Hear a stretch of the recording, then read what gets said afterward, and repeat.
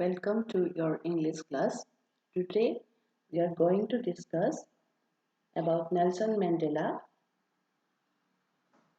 from your second lesson, Nelson Mandela Long Walk to Freedom. কাষৰ ছবিখনত তোমালোকে এজন ব্যক্তিক দেখিছা সেই ব্যক্তিজনৰ নামেই হৈছে নেলছন মেণ্ডেলা তেওঁ সম্পূৰ্ণ নামটো নেলছন ৰলিহলাহলা মেণ্ডেলা ব্যক্তিজন দক্ষিণ আফ্ৰিকাৰ ট্ৰান্সক্ৰিপ প্ৰদেশত 1918 চনৰ 18 জুলাইৰ দিনা জন্ম হৈছিল আৰু তেখেতে নিজৰ জীৱনটোৰ অধিকাংশ সময় দক্ষিণ আফ্ৰিকাত প্ৰচলিত বৰ্ণবৈষম্যবাদৰ বিৰুদ্ধে যুঁজ কৰিবলগীয়া হৈছিল বৰ্ণবৈষম্যবাদ হৈছে এনে এক শাসন ব্যৱস্থা য'ত বগা ছালৰ অৰ্থাৎ শ্বেতকায় লোকসকলে গোটেই শাসন ব্যৱস্থাটো নিজৰ সুবিধাৰ বাবে পৰিচালিত কৰিছিল তেওঁলোকে নিজকে শ্ৰেষ্ঠ বুলি ভাবিছিল আৰু ক'লা ছালৰ অৰ্থাৎ কৃষ্ণ বৰ্ণৰ লোকসকলক হীন জ্ঞান কৰিছিল আৰু শোষণ চলাইছিল তেওঁলোকৰ ওপৰত এই ব্যৱস্থাটোৰ বিৰুদ্ধে তেখেতৰ সহযোগীসকলৰ সৈতে আন্দোলন গঢ়ি তুলিছিল আৰু তাৰ বাবে তেওঁ জীৱনৰ 30টা বছৰ কাৰাবাস খাটিবলগীয়া হৈছিল অৱশেষত তেওঁৰ জয় হৈছিল দক্ষিণ আফ্ৰিকাৰ শ্বেতকায় চৰকাৰখনে 1994 চনত গণতান্ত্ৰিক আন্দোলন অনুষ্ঠিত কৰিবলৈ বাধ্য হৈছিল গণতান্ত্ৰিক নিৰ্বাচন পাতিবলৈ বাধ্য হৈছিল আৰু এই নিৰ্বাচনত নেলছন মেণ্ডেলাৰ দলটোৰ জয়ী হৈছিল আৰু তেওঁ দক্ষিণ আফ্ৰিকাত প্ৰথমবাৰৰ বাবে এজন বগা ছালৰ ব্যক্তি ক'লা ছালৰ ব্যক্তি ৰাষ্ট্ৰপতিৰ পদত অধিষ্ঠিত হ'বলৈ সুযোগ পাইছিল এতিয়া তোমালোকে পাঠটো চাই যাবা এফালৰ পৰা মই পঢ়ি পেলাই অৰ্থ কৈ যাম Apartheid is a political system that separates people according to their race. Apartheid এনেকুৱা এটা ৰাজনৈতিক ব্যৱস্থা য'ত ব্যক্তিসকলক তেওঁলোকৰ বৰ্ণৰ ওপৰত ভিত্তি কৰি বিভাজিত কৰা হয় Can you say which of the three countries named below had such a political system until very recently? তলৰ কোনখন প্ৰদেশত একেবাৰে আজি কিছুদিন আগলৈকে এই ব্যৱস্থাটো প্ৰচলিত আছিল তোমালোকে ক'ব পাৰিবানে প্ৰদেশ তিনিখনৰ নাম দিছে United states of America south Africa Australia এতিয়া এইকেইখনৰ ভিতৰত কোনখনত আটাইতকৈ বেছি দিনলৈকে মানে আজি কিছুদিন আগলৈকে এই পদ্ধতিটো ব্যৱহাৰ হৈ আছিল সুধিছে ইয়াৰ উত্তৰটো হ'ব south Africa Have you heard of Nelson Mandela? তোমালোকে নেলছন মেণ্ডেলাৰ বিষয়ে শুনিছানে Mandela and his African National Congress spent a lifetime fighting against apartheid. Mandela আৰু তেওঁৰ আফ্ৰিকান নেশ্যনেল কংগ্ৰেছে জীৱন জুৰি এপাৰ্থেইড চিষ্টেমৰ বিৰুদ্ধে আন্দোলন কৰি গৈছিল Finally, Mandela had to spend 30 years in prison. Mandela 30 বছৰ কাৰাবাস খাটিবলগীয়া হৈছিল Finally, democratic elections were held in South Africa in 1994 and Mandela became the first black president of a newborn nation. অৱশেষত দক্ষিণ আফ্ৰিকাত 1994 চনত গণতান্ত্ৰিক নিৰ্বাচন অনুষ্ঠিত হ'ল আৰু মেণ্ডেলা প্ৰথমজন কৃষ্ণ বৰ্ণৰ ৰাষ্ট্ৰপতি হ'ল In this extract from his autobiography, Long Walk to Freedom, Mandela speaks about a historic occasion, the inauguration. Mandelaৰ আত্মজীৱনী autobiography মানে আত্মজীৱনী লং ৱাক টু ফ্ৰীডমৰ এই অংশটোত মেণ্ডেলাই দ্য ইনগ্ৰেশ্যন উদ্বোধনী অনুষ্ঠানটো নামেৰে এটা ঐতিহাসিক ঘটনাৰ বিষয়ে কৈছে Can you guess what the occasion might be?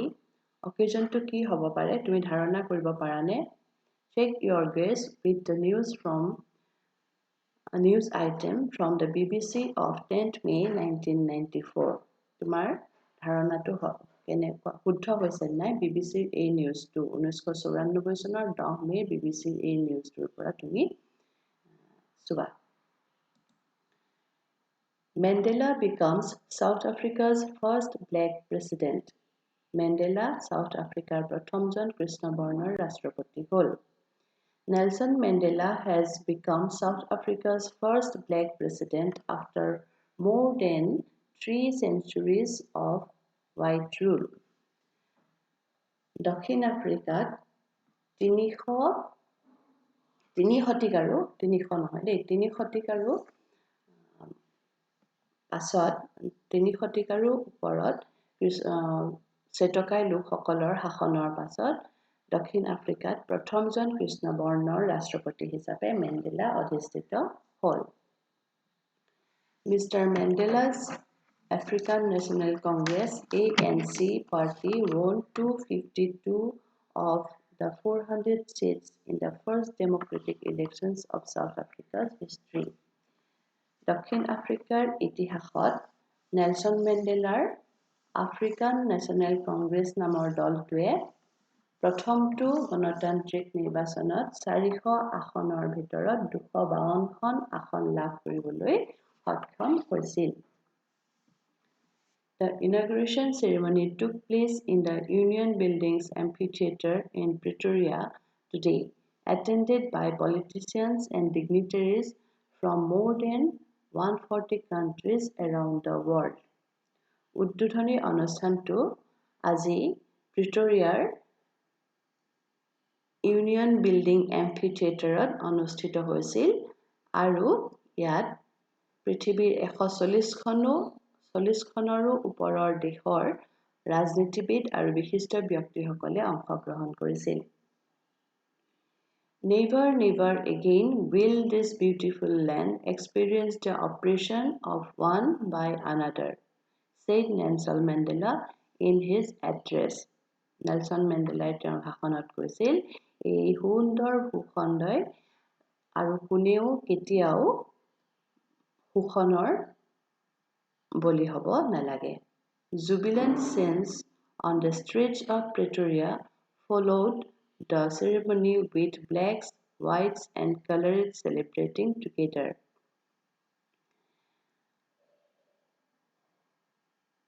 প্ৰিটৰিয়াৰ ৰাস্তাবিলাকত ক'লা বগা আৰু ভিন্ন ৰঙী মানুহে এই উৎসৱ উদযাপন কৰিছিল।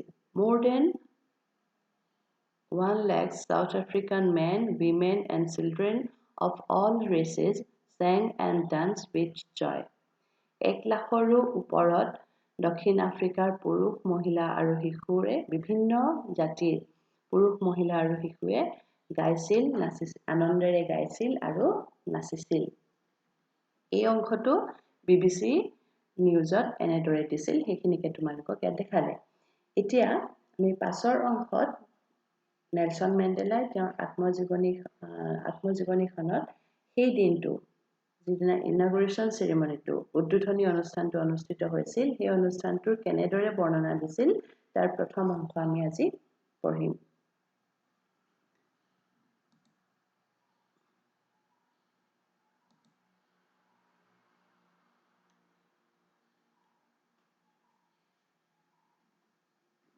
May dawned bright and clear 10 মে ৰাতিপুৱাটো উজ্জ্বল আৰু ফৰকাল আছিল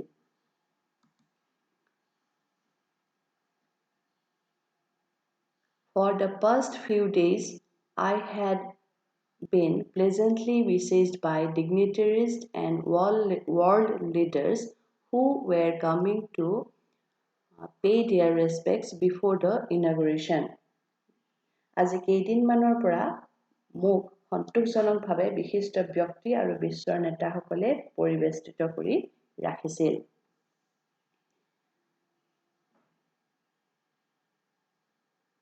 যিসকলে মোক উদ্বোধনী অনুষ্ঠানৰ আগেয়ে তেওঁলোকৰ সন্মান প্ৰদৰ্শন কৰিবলৈ আহিছিল The inauguration would be the largest gathering ever of the international leaders on South African soil. দক্ষিণ আফ্ৰিকাৰ ভূমিত এতিয়ালৈকে অনুষ্ঠিত হোৱা সমাৱেশবিলাকৰ ভিতৰত উদ্বোধনী অনুষ্ঠানটোৰ এই সমাৱেশ সৰ্ববৃহৎ হ'ব। The ceremonies took place in the lovely sandstone amphitheatre formed by the Union Buildings in Pretoria. অনুষ্ঠানসমূহ প্ৰিটৰিয়াৰ ইউনিয়ন বিল্ডিঙৰ আকৰ্ষণীয় চেণ্ডষ্টোন মানে বালি জমা হৈ সৃষ্টি হোৱা এবিধ শিল মই কাষত তোমালোকক অৰ্থটো দি দিছোঁ ছেডিমেণ্টেৰী ৰক স্তৰীভূত শিল প্ৰডিউচ বাই কম্পেকশ্যন অফ চেণ্ড বালি জমা হৈ গঠন হোৱা এবিধ শিল সেই চেণ্ডষ্টোনৰ দ্বাৰা নিৰ্মিত মঞ্চত অনুষ্ঠিত হৈছিল For decades, this had been the seat for white supremacy, and now it was the site of a rainbow gathering of different colors and nations for installation of South Africa's first democratic non-racial government. দশক জুৰি এই শ্বেতাংগ লোকসকলৰ সৰ্বোচ্চ কৰ্তৃত্বৰ স্থান আছিল আৰু এতিয়া ই দক্ষিণ আফ্ৰিকাৰ প্ৰথম গণতান্ত্ৰিক বৰ্ণবৈষম্যহীন চৰকাৰ স্থাপনৰ কাৰণে বিভিন্ন দেশ আৰু ৰঙৰ সমাৱেশৰ স্থান হৈ পৰিছিল। On that lovely autumn day, I was accompanied by my daughter Janani.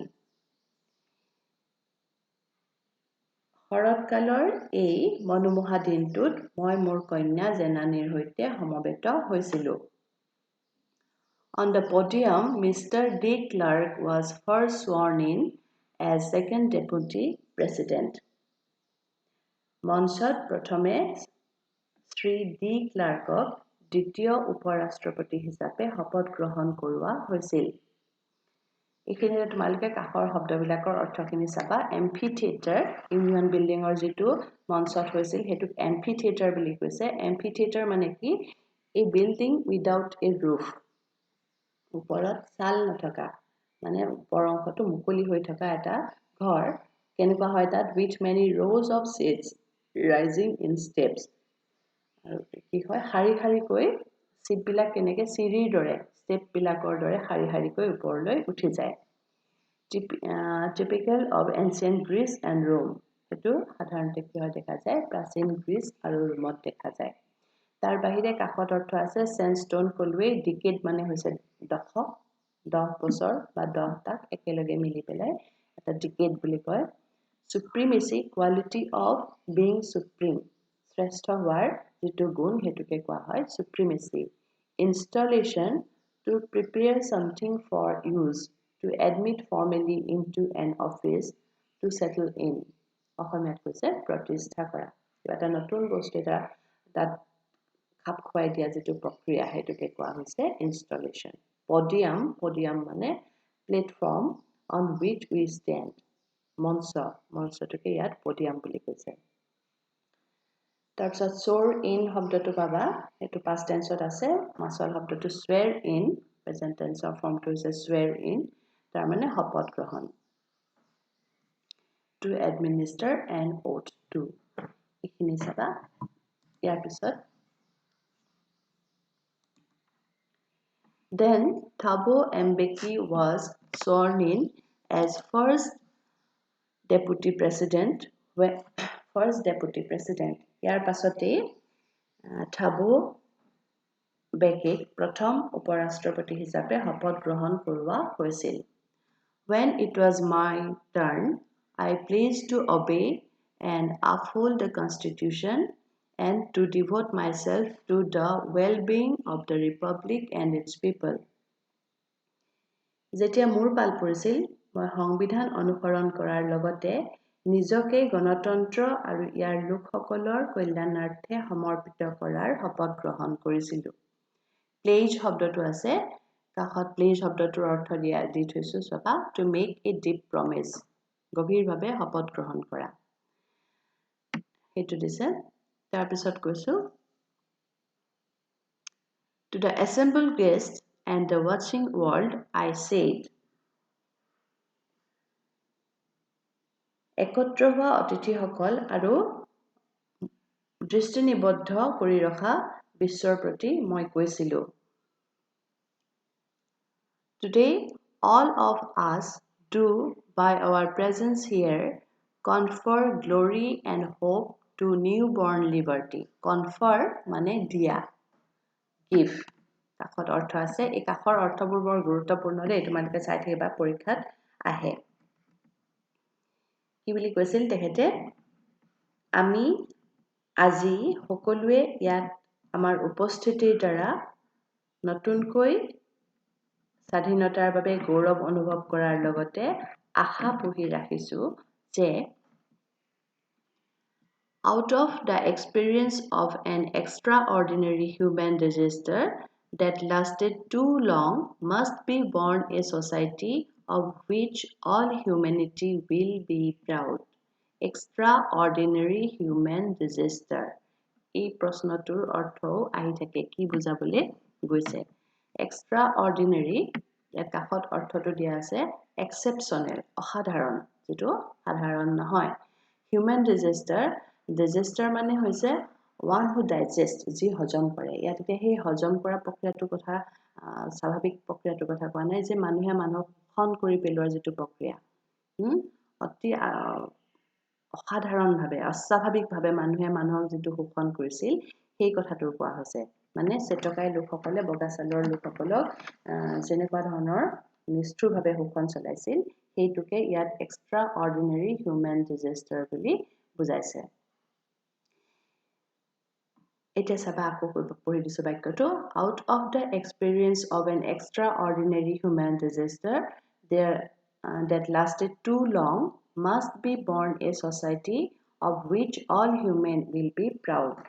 কি বুলি তেওঁলোকে আশা পুহি ৰাখিছে যে এক দীৰ্ঘদিনীয়া অসাধাৰণ মানৱীয় বিপৰ্যয়ৰ অভিজ্ঞতাৰ পৰা এনে এখন সমাজৰ জন্ম হ'ব লাগে যাৰ ওপৰত সমগ্ৰ মানৱ জাতিয়ে গৌৰৱ কৰিব পাৰে।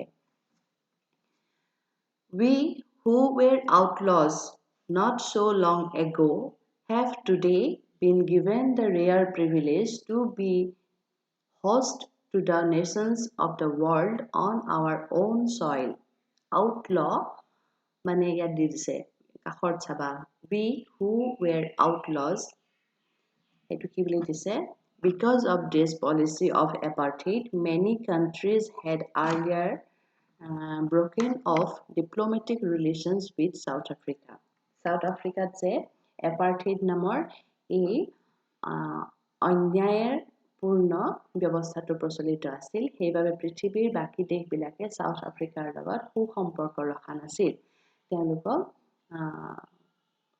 outlaws মানে excluded from the laws বেআইনী এনেকুৱা ধৰণে জ্ঞান কৰিছিল এতিয়া কৈছে যে we who were outlaws not so long ago আমি যিসকলে আজি কিছু বছৰ আগলৈকে outlaws হৈ আছিলো বেআইনী হৈ আছিলো have today been given the rare privilege মানে a particular advantage এটা বিশেষ সুবিধা অগ্ৰাধিকাৰ দিয়া privilege to be host to the nations of the world on our own soil. আজি আমি নিজা ভূমিত বিশ্বৰ দেশসমূহৰ আয়োজক হোৱাৰ বিৰল বিশেষ অধিকাৰ আমাক প্ৰদান কৰা হৈছে মানে পৃথিৱীৰ বিভিন্ন দেশৰ মানুহবিলাকক যে আজি তেওঁ তালৈ মাতিব পাৰিছে তেওঁ হোষ্ট হ'ব পাৰিছে সেইটো লৈ পেলাই তেওঁ আনন্দিত হৈছে We thank all of our distinguished international guests for having come to take possession with the people of our country of what is, after all, a common victory for justice, for peace, for human dignity. আমি আমাৰ বিশিষ্ট আন্তঃৰাষ্ট্ৰীয় অতিথিসকলক তেওঁলোকে আমাৰ দেশৰ জনসাধাৰণৰ সৈতে ন্যায়, শান্তি আৰু মানৱীয় মৰ্যাদাৰ সামূহিক বিজয়ত অংশগ্ৰহণ কৰিবলৈ অহাৰ বাবে ধন্যবাদ জ্ঞাপন কৰিছোঁ। We have at last achieved our political emancipation. Emancipation মানে কি ইয়াত দিয়া আছে freedom from restriction বাধাৰ পৰা মুক্ত হোৱা এইটো কোৱা হৈছে emancipation We have at last achieved our political emancipation. আমি অৱশেষত আমাৰ ৰাজনৈতিক স্বাধীনতা লাভ কৰিলোঁ. We pledge ourselves to liberate all our people from the continuing bondage of poverty, deprivation, suffering, gender and other discrimination. ইয়াত deprivation আৰু discriminationৰ অৰ্থ দিয়া আছে. Deprivation হৈছে state of not having one rightful benefits. Rightful ন্যায়পূৰ্ণ benefit সুবিধা. এজন ব্যক্তিক যেতিয়া তেওঁ ন্যায্য প্ৰাপ্তি ভোগ কৰিবলৈ দিয়া নহয়, মানে আইনসংগতভাৱে তেওঁ যিখিনি সুবিধা পাব লাগে সেইখিনি দিয়া নহয়, সেইটোকে deprivation বুলি কয়, শোষণ. আৰু discrimination, being treated differently or unfavorably. অলপ বাকিবিলাকক যেনেকৈ ট্ৰিট কৰা হৈছে, ব্যৱহাৰ কৰা হৈছে, তেনেকৈ নহয়, অলপ বেয়া ধৰণে ব্যৱহাৰ কৰাটো কোৱা হয় discrimination, অৰ্থাৎ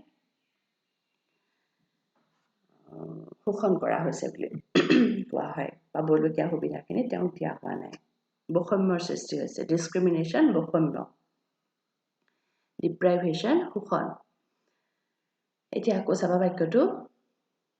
We pledge ourselves to liberate all our people from the continuing bondage of poverty, deprivation, suffering, gender and other discrimination.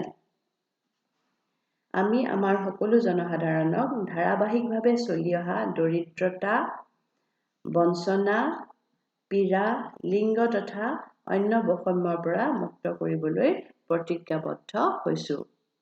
Never, never and never again shall it be that this beautiful land will again experience the oppression of one by another.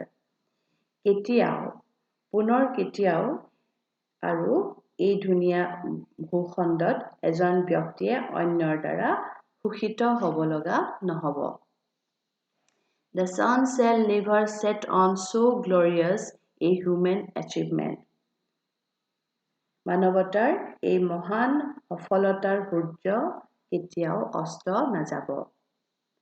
Let freedom reign, God bless Africa. স্বাধীনতাৰ শাসন বৰ্তি থাকক, ভগৱানে আফ্ৰিকাক আশীৰ্বাদ দিয়ক. এইখিনি হ'ল তোমালোকৰ পাঠটোৰ প্ৰথম অংশ. Possession এটা শব্দ থাকি গৈছে অৰ্থকাৰ. এইটো possession হৈছে something that own, যিটো দখল কৰা হৈছে, নিজৰ কৰি লোৱা হৈছে, সেইটোক কোৱা হয় possession. এতিয়া তোমালোকে পাঠটো নিজাকৈ ভালকৈ পঢ়িবা, অৰ্থখিনি বুজিবলৈ চাবা. পাঠটোৰ পাছতো এইখিনি এইবিলাক কুৱেশ্যন দিয়া আছে, কুৱেশ্যনছখিনি তোমালোকে কৰিবা. ইয়াত এটা দিছে, Can you say how 10th May is an autumn day in South Africa? আগৰটো মই পাৰিবা বুলি ভাবি লৈছোঁ. তাৰপিছত Can you say how 10th May is an autumn day in South Africa? 10 মে'টো south আফ্ৰিকাত শৰৎকাল হয়. কেনেকৈ হয় সুধিছে. আমাৰ ইয়াত শৰৎকাল হয় সাধাৰণতে কোন মাহত? পূজাৰ সময়ত. অক্টোবৰ, নৱেম্বৰ এনেকুৱা সময়খিনিত আমাৰ শৰৎকাল আহে. তাত কিন্তু মে' মাহত আহিছে, কাৰণ আমাৰ দেশখন আছে উত্তৰ গোলাৰ্ধত, চাউথ আফ্ৰিকাখন আছে দক্ষিণ গোলাৰ্ধত. দক্ষিণ গোলাৰ্ধৰ ঋতুৰ পৰিৱৰ্তনটো উত্তৰ গোলাৰ্ধৰ বিপৰীতে হয়, বেলেগ হয়. এইখিনি ভূগোলৰ বস্তু, কিন্তু কাৰণটো সেইটোৱেই যে আমাৰ দেশখন উত্তৰ গোলাৰ্ধত আছে, দক্ষিণ আফ্ৰিকা দক্ষিণ গোলাৰ্ধত আছে, গতিকে দক্ষিণ গোলাৰ্ধত শৰৎকালটো 10 মে'ত আহে. এইবিলাক তোমালোকে কেনেকৈ সাজি পেলাই লিখি পেলাই মোক দেখুৱাবা, মই চাই দিম. ইয়াৰ পাছতো পাঠটো আৰম্ভ হৈছিল এটা প্ৰশ্নৰে, এই অংশৰ লগত বি অংশ মিলাব লাগে. ইয়াৰে এই প্ৰথম দুটাহে তোমালোকক এতিয়ালৈকে আমি পঢ়াৰ ভিতৰত আছে. ইয়াৰ অৰ্থকেইটানো কি বুজাইছে, ইয়াৰ পৰা তোমালোকে বিচাৰি উলিয়াই লিখি দেখুৱাবা. তাৰ উপৰিও মই 12টা প্ৰশ্ন তোমালোকক দিছোঁ, এই প্ৰশ্নকেইটা কৰি তোমালোকে দেখুৱাবা. এটা কথা ক'বলৈ থাকি গৈছে, এই নেলছন মেণ্ডেলাই, তোমালোকৰ পাঠত দিয়া নাই, নেলছন মেণ্ডেলাই 1993 চনত নোবেল প্ৰাইজ, শান্তিৰ নোবেল বঁটা পাইছিল। আৰু এই মহান ব্যক্তিজন 2013 চনৰ 5 ডিচেম্বৰৰ দিনা দক্ষিণ আফ্ৰিকাৰ জোহান্সবাৰ্গ নামৰ চহৰখনত তেখেতৰ মৃত্যু হৈছিল। এইখিনিকে আজিলৈ সামৰিলোঁ। তোমালোকে ভালদৰে পঢ়ি প্ৰশ্ন উত্তৰখিনি কৰি দেখুৱাবা।